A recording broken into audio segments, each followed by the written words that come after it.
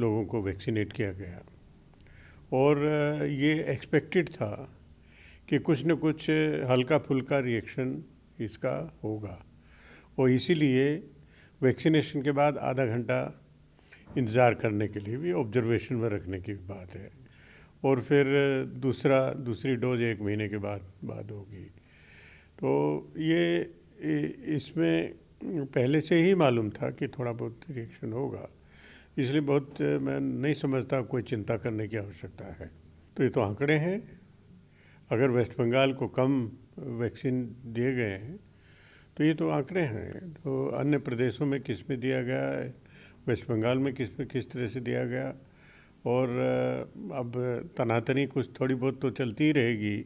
ये वेस्ट बंगाल है, अप्रैल के महीने तक चुनाव संभावित है, तो उस चुनाव को देखते हुए टीएमसी को भी कुछ कहना है और भारतीय जनता पार्टी को भी कुछ कहना है। तो इसको बहुत ज़्यादा मैं नहीं समझता हूँ कि गंभीरता से लेने की आवश्यकता है।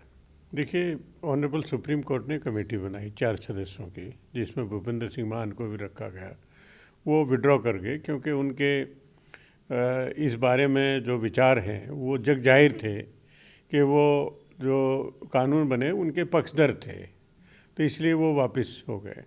अब किसानों के द्वारा एक रास्ता निकाला गया है और उन्होंने सुझाव दिया है कि भूपेंद्र सिंह मान के हटने के बाद इस कमेटी को, इस पैनल को दोबारा बनाया जाए और ऐसे लोगों को इसमें रखा जाए जो निष्पक्ष हों, जो ना ये दिखें कि सरकार के पक्ष के हैं, ना ये दिखें कि किसानों के पक्ष के हैं, न्यूट्रल हो। क्योंकि ये तो जग जाहिर है, पूरा हिंदुस्तान जानता है कि किस तरीके से बुलडोज करके आनन फानन में कानून बनाए गए जो किसानों के हित में बताए जाते हैं, लेकिन किसान का जो महत्वपूर्ण जिसकी फॉलोइंग है, उन संगठनों ने एक सिरे से इसको रिजेक्ट किया है और कहा कि इन कानूनों को वापस लिया जाए।